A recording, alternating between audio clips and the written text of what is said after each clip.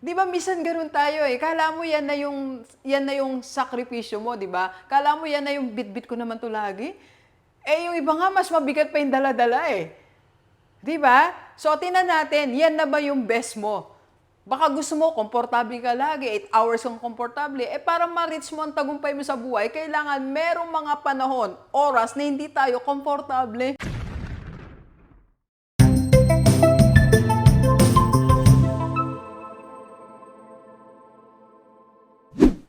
So, sa atin po lahat na medyo nagko-complain na sa buhay na ginawa na nating lahat, pero hindi pa tayo nagtagumpay. Alam mo ako sa tingin ko hindi pa natin talaga ginagawa ang best natin. Kaya hindi pa tayo nagtatagumpay. Kaya hindi pa nagtatagumpay ang negosyo mo, hindi mo pa ginagawa ang best mo. Kaya hindi pa nagtatagumpay ang career na sinumulan mo, hindi pa ginagawa ang best mo. Kaya minsan wag tayo kumakanta lagi ng I did my best, but I guess my best wasn't good enough. Hindi pa natin ginagawa ang best natin, okay? So, kasi nangyari din po yan sa akin. Akala ko po kasi ginagawa ko na yung best ko. Akala ko best shot ko na yon. Hindi pa po pala. Alright? Doc, paano mo nasabi? Ganito, pag-usapan natin. Let's go. Eto, kwento ko po sa inyo bakit ko nasabi yan, okay? Okay, so tatlong pangyayari po. Una, nagpunta po ako sa isang show, no? So, hindi naman pang mainstream TV. Yan. So, nagpunta tayo doon for interview, okay? So, sa vlog lang din po.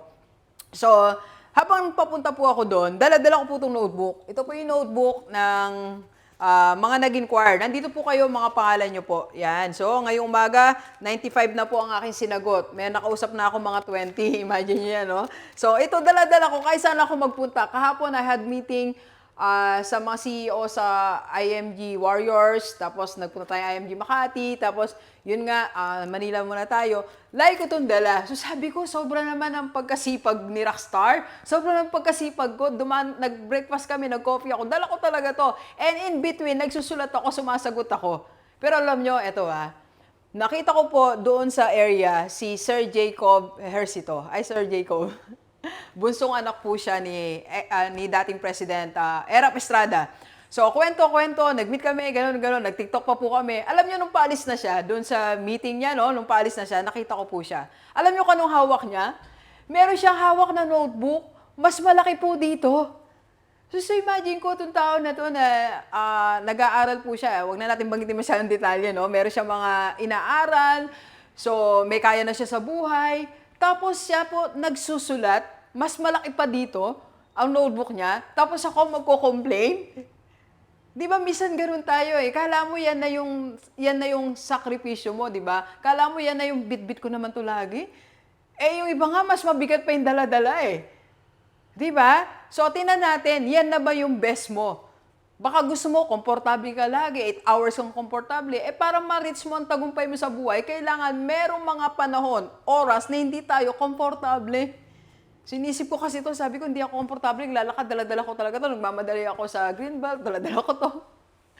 Eh, what's more siya, di ba? Imagine mo, ang gwapo-gwapo niya, may dala siyang malaking notebook para sulatan ng mga insights or kung ano man ang gusto niya isulat. Okay? So, second scenario po, nung nandun na ako sa Makati, so nag-meeting kami with one of the founders of IMG, Sir Noel. Meeting. So after ng meeting sa Greenbelt, tuloy po kami ng Makati sa IMG. So nag-discuss siya. So naisip ko nung nagdi-discuss si Sir, kasi ano na po yun mga 7:30 na, mga 8, ganun. Sabi ko, late na, uwi pa ako ng Bataan kasi maaga pa, umalis kami. Alam niyo, nung matapos na si Sir Noel, ang sabi niya sa amin, sige, tapusin na natin to kasi may flight pa akong 11. I think babalik pa siya ng Cebu. Imagine mo, 11 siya aalis sa Makati, papuntang airport. So siguro, 11 to Cebu, siguro makakadating sa kanila mga 12 or 1. Okay? Samantalang ako, makakadating ako sa bayan, mga 12. Tapos iniisip ko pa agad, pagod na ako. Eh, meron taong mas pagod sa akin.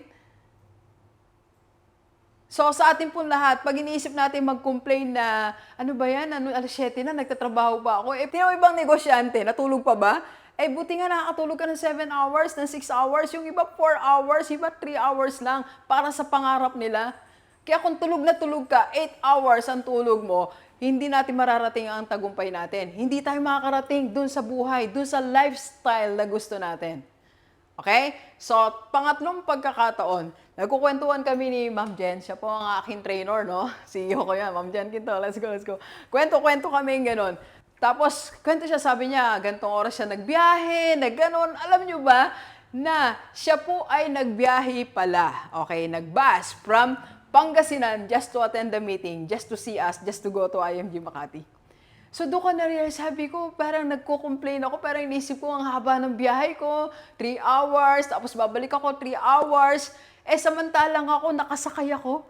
Anytime na sabihin ko sa driver ko na, ay, gusto kong mag-CR, gusto kong minom, gusto kong kumain, sasabihin ko lang, ibababa na ako, komportable ako sa sakyan, naka-aircon ako, kung gusto kong mag-stop, I can say it. Tapos, magko-complain ka pa? Di ba, minsan ganun tayo eh. Komportable na kinalalagyan mo, naka-aircon ka, nagre-reklamo ka pa. Sabihin pa, may hina po aircon, Dok. O sobrang lamig naman dito, Dok. Meron ka sariling space, nagre-reklamo pa tayo. So, paano natin mararating yung ating katagumpay kung hindi tayo makapagtiis ng konti? Dok, kasi share kami ng table eh. Paano naman kung share kayo ng table? Dok, may kasama ako dito sa sa department. Ano solo mo yan? Alright, so sa atin po lahat, kung tayo'y nagko-complain, may mga taong mas nahihirapan sa atin para lang sa pangarap nila. Okay? So, hindi natin maa-attain ang pangarap natin kung hindi pa natin full blast ang ating effort, ang ating sacrifice. Okay? So, it's not yet your best kung hindi ka pa nakakarating doon sa pangarap mo. Maraming salamat. Let's go, let's go. Kape po tayo. By the way, we are inviting you to attend our free webinar. So sa lahat ng mga gustong makita si Doc sa IMG Makati, PM lang sa personal level ni Doc. And yan. O kung gusto mo ng one-on-one discussion kay Rockstar about IMG, Mutual Fund, and Kaiser, PM lang sa personal level ko. Let's go, let's go. Thank you po.